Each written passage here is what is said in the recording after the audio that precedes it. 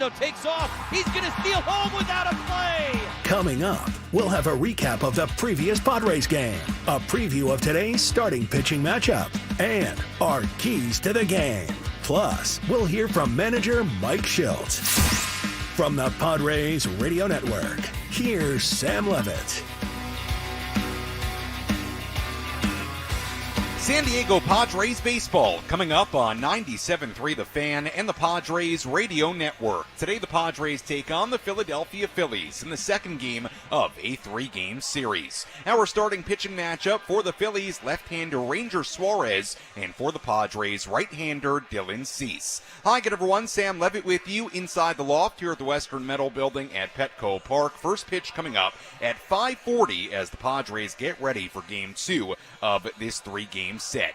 Here's what you'll hear in the next 50 minutes. We'll hear from Padres manager Mike Schultz. We'll check in with Tony Gwynn Jr. in just a little bit. We'll also hear from new Padres reliever Jeremiah Estrada, and we'll hear from Jackson Merrill back in the lineup today after missing a couple of games. But first, let's set the table, brought to you by Fraser Farms Market. Set your table with the highest quality of natural and organic products from Fraser Farms Market, a San Diego original since 1971 with 3 locations, La Mesa, Vista, and Oceanside. Padres entered today with a record of 14-15. Padres just 3-6 in their last 9 games. 2 consecutive losses to the Rockies on Thursday and then to the Phillies last night. Meanwhile, the Phillies are 17-10. Phillies are playing well. They've won 12 of their last 16 games. This is the best pitching matchup of the day across the major leagues. Dylan Cease takes the mound tonight, looking to continue what's been a stellar start to his Padres career, a 1.82 ERA in his first 5 starts in the brown and gold. Cease will make his first career start against the Phillies here tonight. Meanwhile, left-hander Ranger Suarez has the 4th lowest ERA in the NL at 1.36. We have much more on this great pitching matchup coming up later. Before we fully move on to today's game, let's take a quick look back at last night's series opener. How did the Padres fare in their last game? Let's take a look back with our Padres Rewind. Presented by Hamul Casino. With thrilling slots and tables and all the best rewards, Hamul Casino has all the fun you're looking for. Hamul Casino. Fun above all else. Joe Musgrove on the mound for the Padres last night. Kyle Schwarber met him with a leadoff home run. The Phillies would score 2 in the top of the first inning. But one of the bright spots from that first inning, seeing Manny Machado back at third base. Here's the 2-1. Castellano swings. It's a hard ground ball to third. Backhanded by Manny. Across the line into foul territory. Throw to first is in time. Welcome back, Manny Machado. What a way for the top of the first to come to a close. Sparkling defense. The Phillies would then hit 3 home runs in the third, including 1 from Bryce Harper. They led 6-0. Jake Cronenworth got the Padres a little bit closer in the bottom half. And Cronenworth waits on the breaking ball, loops it down the left field line. Marsh charging, dives, can't make the catch, rolls behind him. Zokar comes in to score. Cronenworth rounding second, gets about halfway to third, and then retreats. Padres on the board at 6-1. Phillies got the run back in the top of the 4th inning to make it 7-1. Really tough outing for Joe Musgrove. 7 runs allowed, 4 home runs given up in less than 4 complete innings. JT Realmuto homered in the top of the 7th inning to make it 9-1. But Graham Pauley, the rookie, had a nice moment in the bottom half. Pitch from Nola, swung on, hit in the air to deep center field. Rojas going back. He is at the wall. This one gonna go! 2-run homer for Graham Pauley. He's second in the big leagues. Just missed back in the second inning. Gets a hold of this one, and he takes Aaron Nola out. Now a 9-3 game.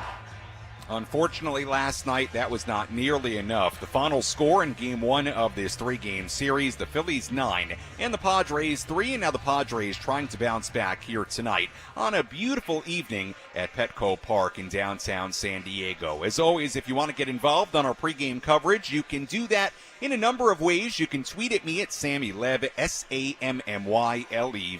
Instagram DM's open as well. Sammy Lev there too, SammyLev. You can also comment on the video stream. That's right, for another day here. We are on YouTube, we're on Facebook, we're on Twitter. You can see me here inside the loft at the Western Metal Building. So comment on the YouTube stream. Let us know who you are, where you're tuned in from on this Saturday. And if you have a key to the game, let me know what it is. You'll hear my keys to the game coming up a little bit later. Let's check in with Tony Gwynn Jr. Let's go inside the Padres broadcast booth for a deep dive on today's matchup from Tony Gwynn Jr. in our Padres game preview on the Padres Radio Network.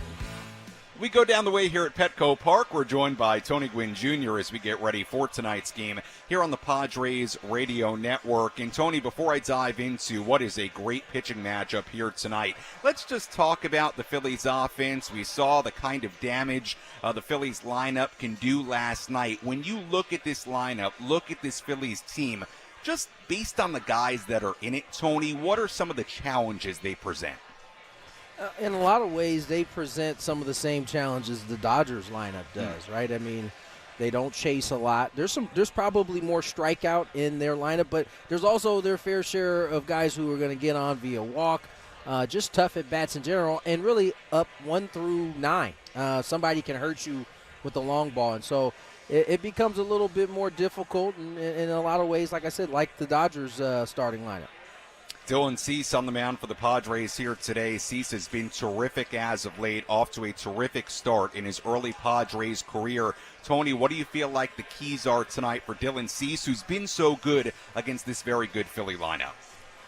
I mean, you just kind of keep doing the same thing you have been. I don't know that Dylan needs to change anything. He's throwing the ball well enough to where an offense has to make an adjustment to him versus vice versa. So I just, you really like the way he's throwing the ball. He's been on the attack. He's thrown a lot of strikes. And that slider has proven to be very, very difficult for offenses to deal with. So I would say just keep plugging away the way he has so far. Tony, just to continue on Cease for a second, obviously had a tremendous outing in Colorado earlier this week. It truly was one of the best starts in the history of that stadium. That's how good Dylan Cease was. Just looking back to that outing, considering the elevation, what stood out to you about what he did earlier this week? I think I said it after his start. I mean, it was almost as though he had never heard anything about Coors Field and altitude. I mean, that's how he pitched. He pitched as if it was just a regular stadium. So often pitchers come into that stadium and try to change things or adjust a little bit to deal with the altitude. It didn't seem like he did any of that. We saw the same repertoire we saw from him in the previous starts. And I think that was what's most impressive, watching a guy walk into that stadium and treat it like it's any other stadium. Tony, let's talk about the other side of this pitching matchup. Left-hander Ranger Suarez on the mound for the Phillies. He has been tremendous so far this year, a 1.36 ERA in 5 starts. He is not allowed a run in 25 consecutive innings. Tony, obviously we haven't seen him against the Padres so far this year, but this is a guy that the Padres have seen now a handful of times over the past few years. Generally with Suarez, based on what he does, just from what you can tell, what is Suarez doing so well right now? I think he's just, when you see a guy make a jump like this, it has a lot to do with consistency and you know, finding a way to get better and more consistent at what they do. And with Ranger, I mean, at least, you know, at some parts during this year, his repertoire, he uses it almost evenly, which just tells you that he's confident in all his pitches. He can throw them all for strikes when and whenever he needs to. And when you have a pitcher that, you know, has some of the natural stuff that he has, and he can throw all of it for a strike, you can see why he's rocking he's 4-0, rocking a 1.36 ERA. And so Padres will have to contend with that today. They'll have to be tough. They'll have to try to get him up. It's a sinker ball that tries to keep the ball down. He'll pitch up at the top of the zone when he needs to. But they're just going to have to do what they do best, which is battle these pitchers, put them in spots where they end up having to throw some pitches and see where the chips fall.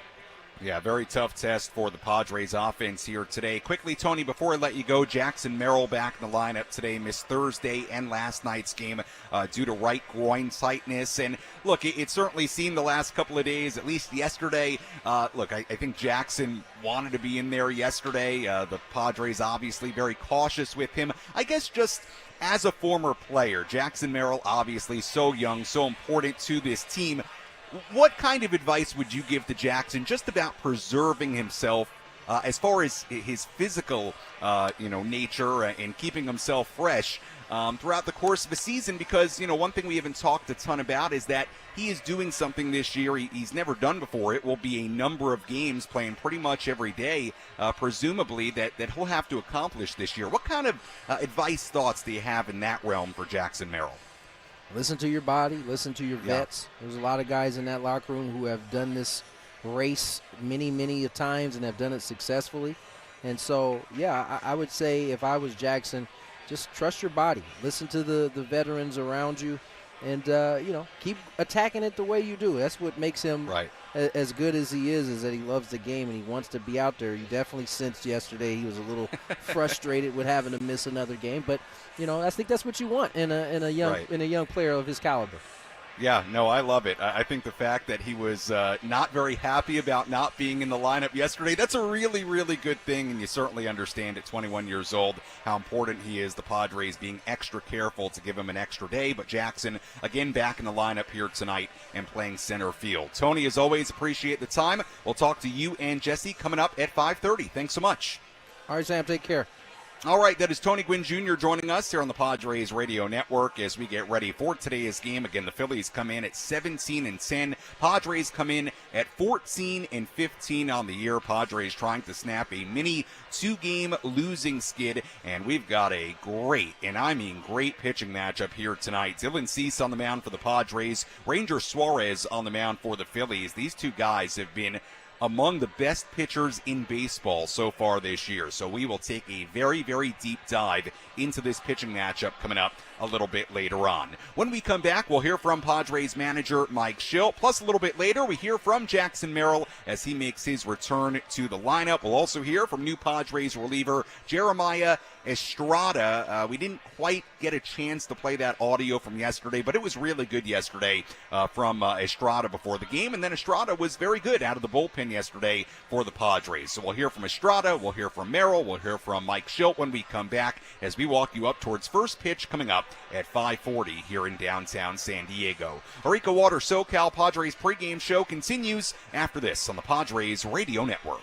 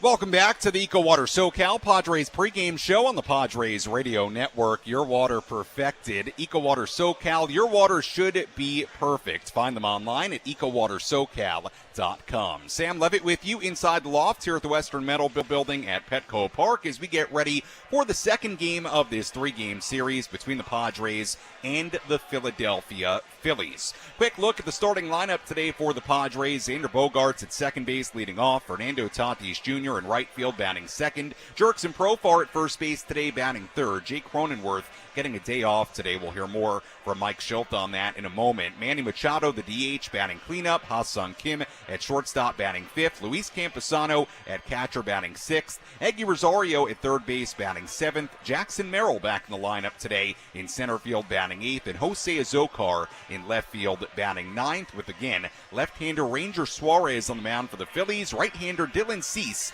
on the mound for the Padres. With all that in mind, let's hear from the Padres skipper before today's game.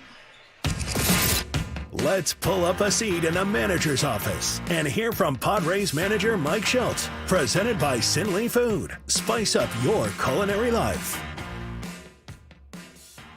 A couple of pretty impressive pitchers going to the mound today. It should be a fun pitcher's duel. Is that the anticipation?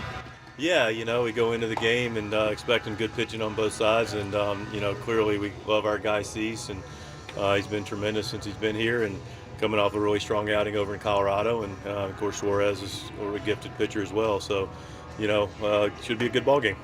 Dylan, obviously there's certain lineups where he can probably just stick with his strengths. That seemed like a lineup last night that could be pretty dangerous and adapt throughout a ball game. How much of a challenge, how much fun might this be for him in terms of facing this lineup? Yeah, you can make an excellent point. I was thinking about their lineup today and their team today. Clearly it's a good lineup, but they do have an adaptability of experience and a ability to make adjustments and see the game, and it's a big part of hitting as well. Our club's doing a nice job of that as well. So the question's very fair relative to Dylan because he's got the weapons that he needs to have for his strengths, and I think we'll always err on the side of our pitcher's strengths against theirs, but he's also got multiple weapons relative to their strengths. So I think he's got the ability to combat pretty much anything he can see. Ranger Suarez has always been a tough competitor, but he's turned it up a notch, it looks like. Anything that you've seen differently that he's doing this year? I wouldn't necessarily say that. I think it always comes back to me when guys have taken a tick up is consistency. More consistent with all of his pitches, controlling counts. If you look up and you take a simple view of something that can be hard and challenging, and you look and see why people have made improvements, it's usually in the pitching vein similar to that.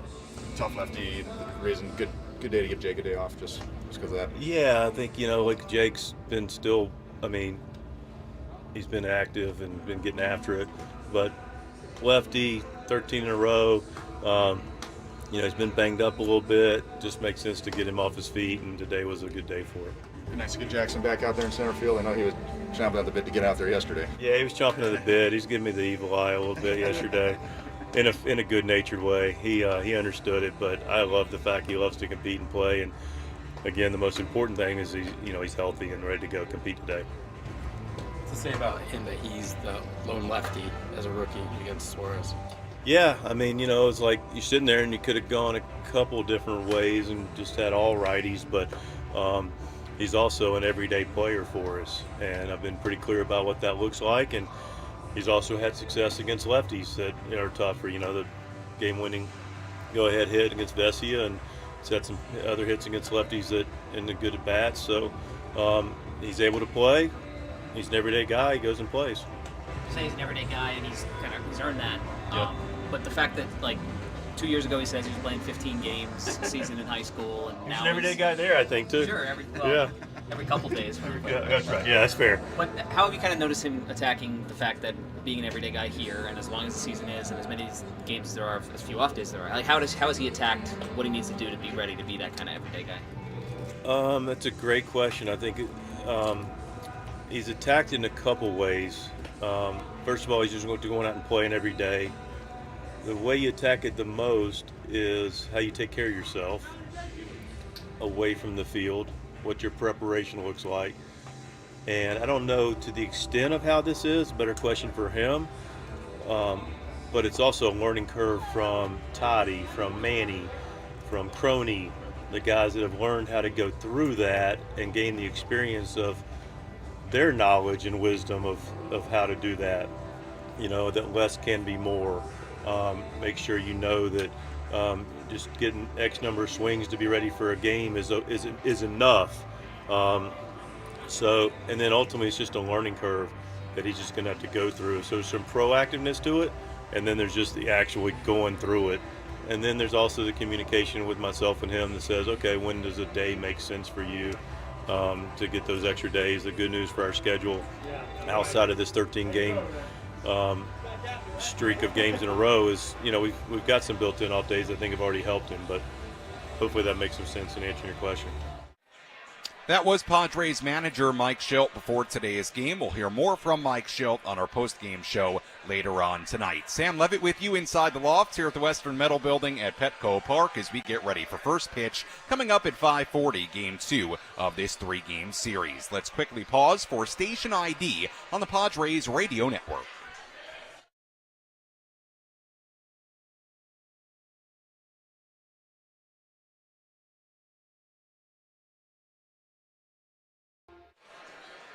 Game 2 of this 3-game series coming up in just a little bit. Great pitching matchup here tonight once again. Dylan Cease on the mound for the Phillies, and on the mound, Dylan Cease on the mound for the Padres, and on the mound for the Phillies, left-hander Ranger Suarez. Much more on that pitching matchup coming up in just a little while. Now let's tell you who's hot, who's not. Which player is locked in at the dish? Who needs to kick things up another notch? This is Who's Hot, Who's Not on the Padres Radio Network. We begin with the hot category for the Padres. Luis Campusano, 11 for his last 31. Last night was his 4th multi-hit game in his past 8 starts. Campusano's batting average is back up to .302 this season, so he continues to have what's been a good first month of the season. Like we said, last 8 games, 8 starts for Campusano, 11 for his last 31. Bryce Harper in the midst of an 8-game hit streak for the Phillies, batting .379 in that span with 3 home runs, a double, 10 RBIs, a .457 on base percentage in the last 8 games. Couple of other Phillies in that hot category right now. Alec Bohm, he has been red hot, just insane numbers as of late. He's batting .513 in 39 at-bats, 8 doubles, 2 home runs, 12 RBIs. Bohm has a .1430 OPS during the last 10 games. Trey Turner also in the hot category for Philadelphia, batting .387 in the last 18 games with a .999 OPS in that span. In the not category, this was interesting today. I was just going through some numbers and looking at Fernando Tatis Jr. If you zoom out a little bit, you look at what Fernando's done in the past 9 games. He's batting just .147 with 3 extra base hits. So in the open for who's hot, who's not, we talk about kicking things up a notch, something like that. It says in the open, well, the Padres need a little bit more from Fernando Tatis Jr. Again, batting just .147 in the past 9 games. And as we know, Fernando, extremely, extremely important to this lineup. We'll see if he can get it going here today against the Phillies. And that's a look at who's hot, who's not as we get ready for first pitch coming up at 5:40 here in downtown San Diego. When we come back, we'll hear from both Jackson Merrill and Jeremiah Estrada before today's game as the Padres get ready for Game 2 of this 3-game set. Plus, we'll have our keys to the game, full look at the out-of-town scoreboard, and much, much more to get to. You're listening to the EcoWater SoCal Padres pregame show on the Padres Radio Network.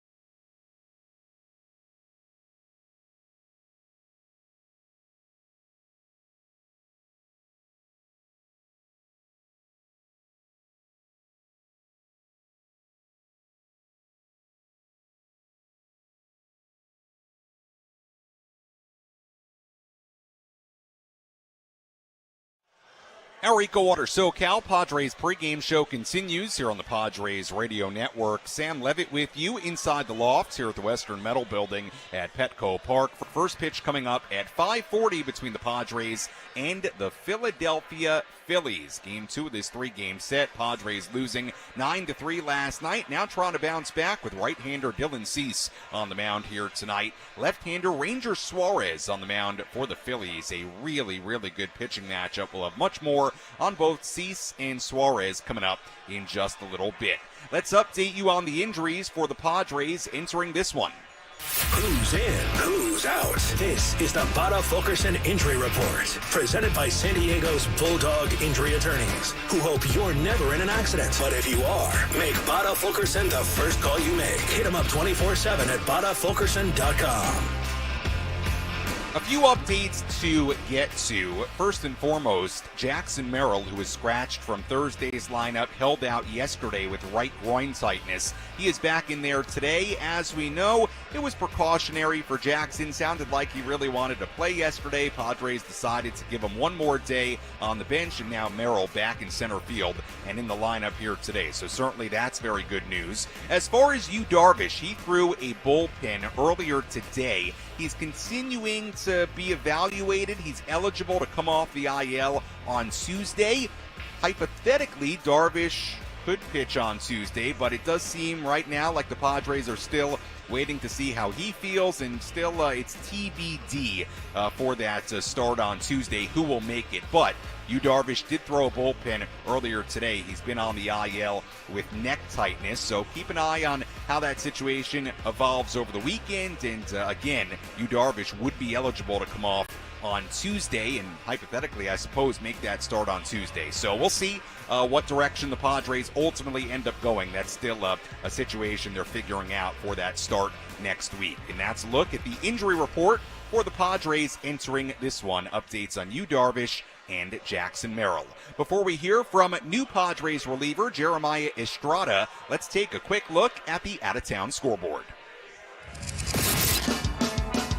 Let's take a trip around the Bigs and tell you about the scores you need to know in our out-of-town scoreboard. Presented by Jensen Meat, where great taste meets integrity. We take a look at scores from around the major leagues today. We've got a few games, actually more than a few going on right now. We have some finals as well. So first, let's get to the games going on right now. Astros and the Rockies are playing in Mexico City. 7th inning there. Astros ahead 6-2. Tigers ahead of the Royals 6-3 in Detroit in the 7th inning. Yankees ahead of the Brewers in Milwaukee 6-1 in the 3rd. Rays ahead of the White Sox 1-0 in Chicago in the 4th inning. Braves and the Guardians are scoreless in Atlanta in the 4th inning as well. Finals already today. Cardinals beat the Mets 7-4 in New York earlier. Some other finals. Dodgers beat the Blue Jays in Toronto 4-2. Reds beat the Rangers 8-4 in Arlington. Will Benson a home run in that game for the Reds. Orioles beat the A's 7-0 in Baltimore. Red Sox beat up on the Cubs. I mean, really beat up on the Cubs 17-0 at Fenway Park earlier today. Red Sox beating the Cubs. Nationals beat the Marlins 11-4 in Miami earlier. Jesse Winker a grand slam in that game for the Nationals. Games still to come here tonight. Aside from this one, Pirates and the Giants in San Francisco at 6:05, Twins and the Angels in Anaheim at 6:40, and finally the Diamondbacks and the Mariners in Seattle at 6:40 as well.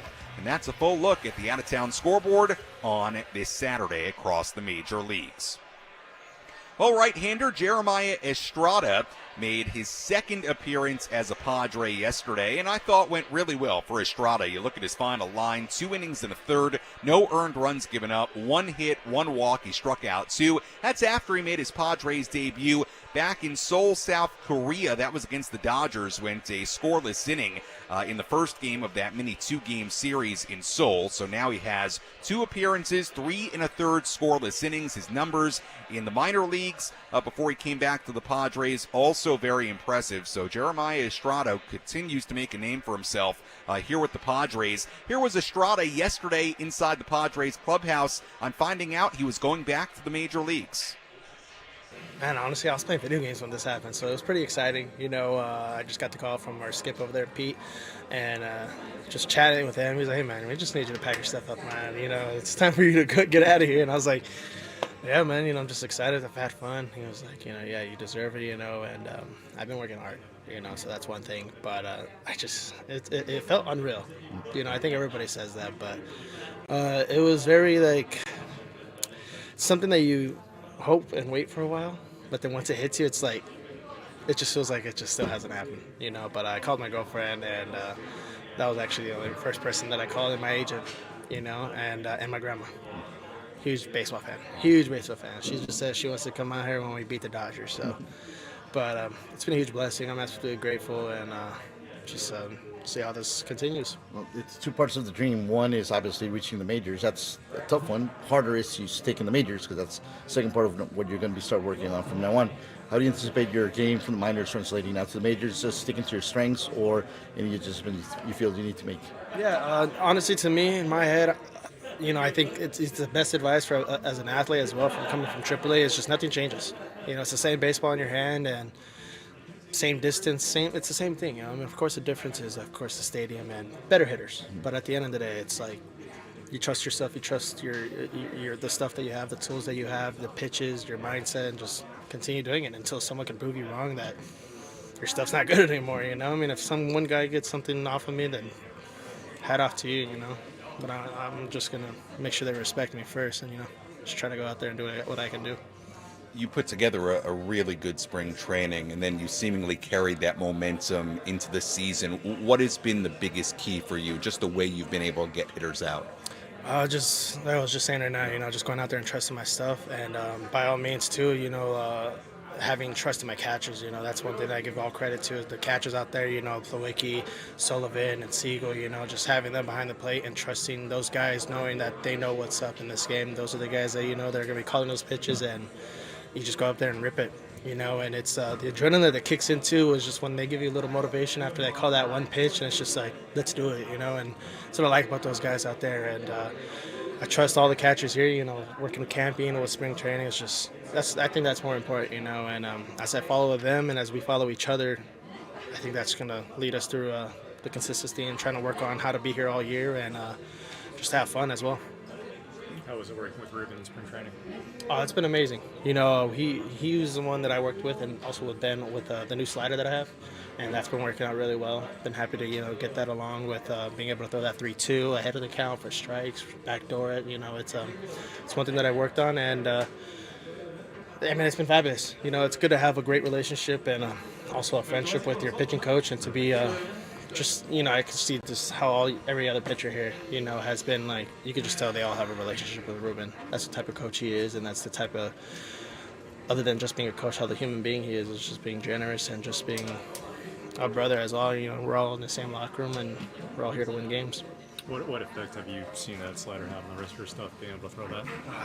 To me, I've always been like, I have a tough little slider. It's kind of tough, to like get a hang of a slider, but working with them, it's helped me build more confidence in throwing that thing, and to know that I am where I am today too because of this pitching staff, because of the guys that I'm around as well. They're a big help to it, building confidence, asking them questions, asking you Darvish questions, Joe Musgrove, it's a family here. That's what I love about the most, and just being able to work with Ruben and Ben during the spring training and during the live VPs and everything, and the labs have just been remarkable. And I feel like our success right now, and we're not finished yet, has been all due to them. That was Jeremiah Estrada, new Padres reliever, inside the clubhouse yesterday. Lots of good stuff there from Jeremiah. And like I said, very nice return to the Padres yesterday in Game 1 of this 3-game series against the Phillies. Sam Levitt with you here inside the loft at the Western Metal Building here at Petco Park as we walk you up towards first pitch coming up at 5:40. We'll go out to Jesse Agler and Tony Gwynn Jr. in just about 14 minutes at 5:30. They'll have the starting lineups, first pitch, and then all the play-by-play. Let me give you now my keys to the game. How will the Padres unlock a victory in today's game? These are the keys to the game. Presented by Honor Buick GMC Hummer in National City. Key number one, somehow, some way, slow down this Phillies offense. Phillies have won 9 of their last 11 games, and in that span, the Phillies are averaging nearly 6 runs per game. The home run ball was a huge issue last night for the Padres. Phillies hit 5 home runs and cranked out 13 hits. We knew coming into this series that guys like Bryce Harper, Alec Boehm, Trey Turner were really hot, but I thought the disappointing part of last night was that guys who have been cold also hit home runs. Nick Castellanos hit his first home run of the season last night. Before last night, he was batting 177 with just 1 extra base hit. Kyle Schwarber homered to lead off the game. Even with that, he's still hitting just 116 in the last 12 games, though 4 of the 5 hits he has in that span have been home runs. My point in saying all this is that the Phillies lineup, as we know, can absolutely rake and hit for a ton of power when it gets going. The Padres, whether it's Dylan Cease, whether it's the bullpen, they have to find a way to slow down this offense a little bit here tonight. You can't give up 9 runs. You can't give up 5 home runs. That's a big, big key number one. Key number 2, the Padres hitting the lefty, and a really tough lefty at that in Ranger Suarez. Here's why I bring this up. So far this season, the Padres are hitting just .211 against left-handed pitching. That is way lower than a .270 batting average against righties this year. Now let's compare that to last year. Remember, the Padres actually hit lefties really well last year. They hit .271 against them. Right now, that's 60 percentage points higher than where they were, or I should say where they are this season. Again, .211 right now against lefties this year, .271 against lefties last year. And the Padres have to hit a tough lefty who's on a roll right now in Ranger Suarez. Can the Padres get to the lefty Suarez?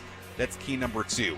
And that's a look at our main 2 keys to the game as the Padres take on the Phillies in Game 2 of this 3-game series. When we come back on our EcoWater SoCal Padres pregame show, we'll tell you about a matchup to watch for in today's game. Plus, we'll hear from Padres center fielder Jackson Merrill back in the lineup here today. And we take a much deeper look at a great pitching matchup here tonight between Dylan Cease and Ranger Suarez. First pitch is coming up at 5:40 here at Petco Park on the Padres Radio Network.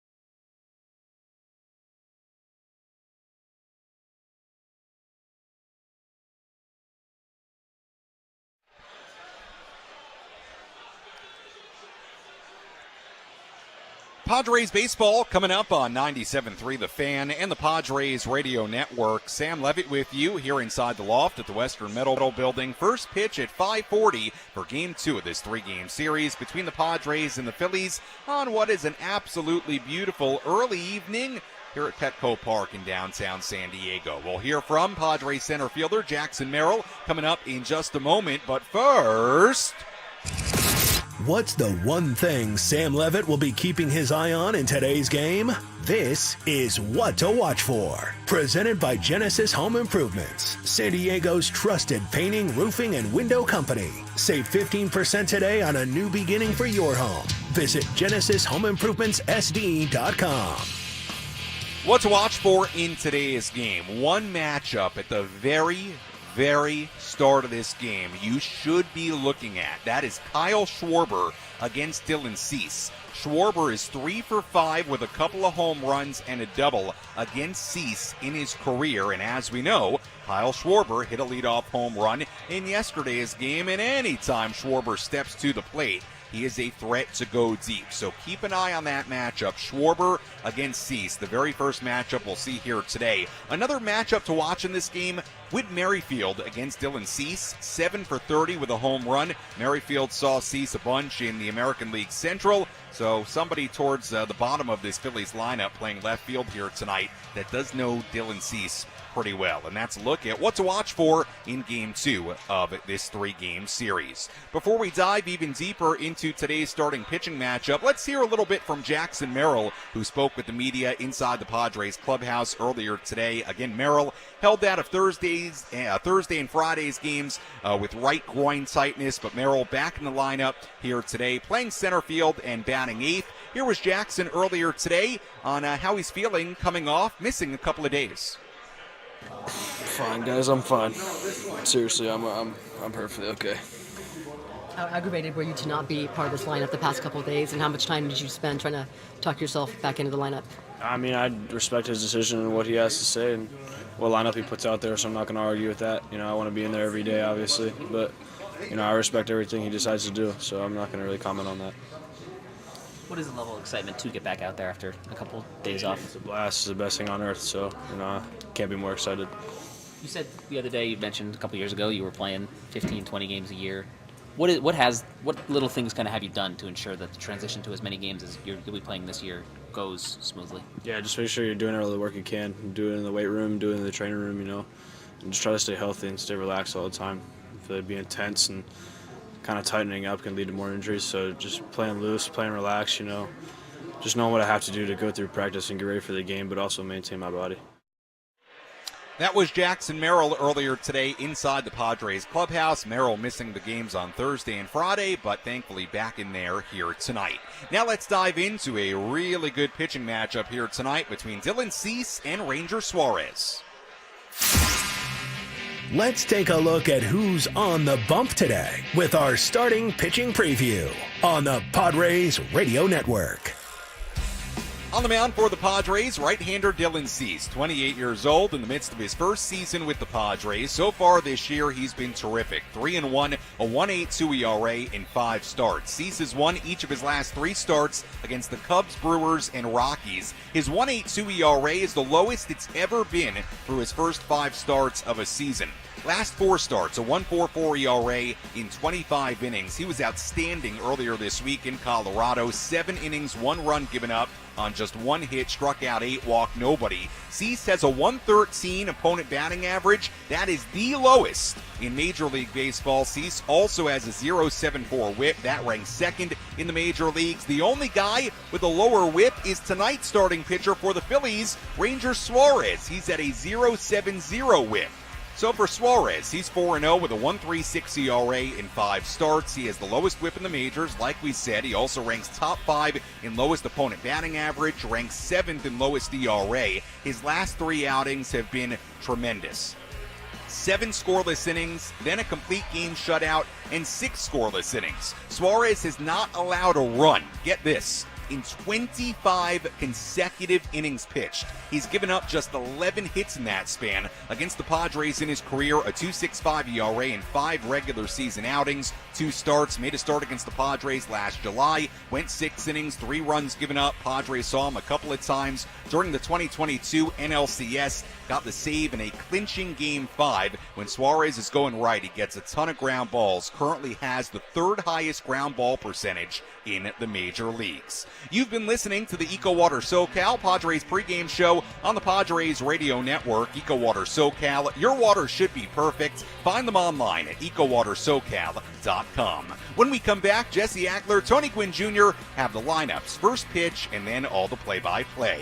I'll talk to you on our post-game show. You're listening to your home for San Diego Padres baseball, 97.3 The Fan, and the Padres Radio Network. Enjoy the game, everybody.